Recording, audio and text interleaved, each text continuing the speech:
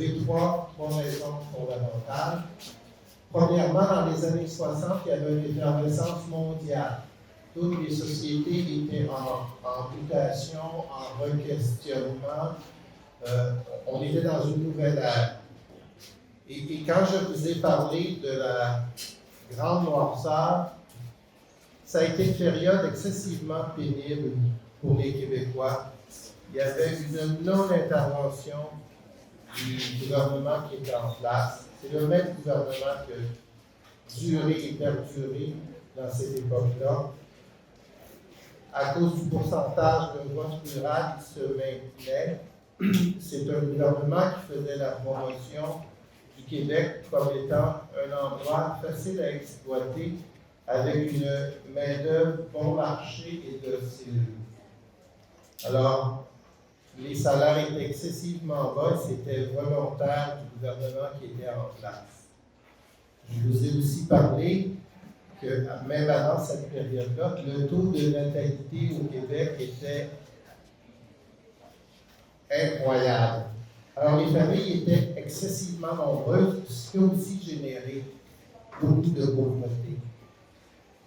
Mais ce phénomène démographique-là, quand il est arrivé dans les années 60, il y avait un très fort pourcentage de la population qui avait moins de 25 ans, qui voulait aspirer à des études supérieures, parce qu'à cette époque-là, dans la province de Québec, où on était probablement environ 6 millions, il n'y avait que 2 seules universités francophones qui ne réussissaient pas à absorber la clientèle qui voulait aller aux études supérieures parce qu'il n'y avait pas de place.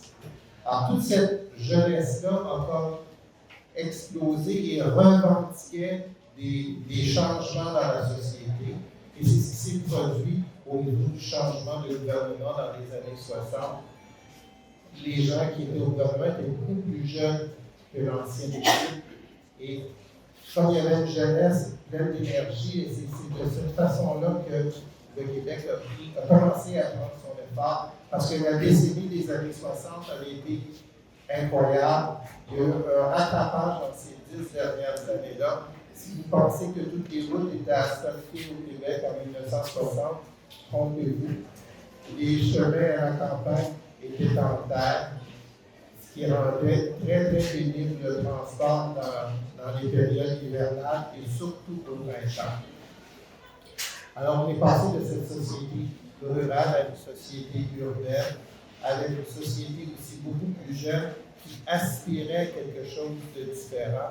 Alors, c'est ce qui a beaucoup donné cette explosion-là dans les années 60.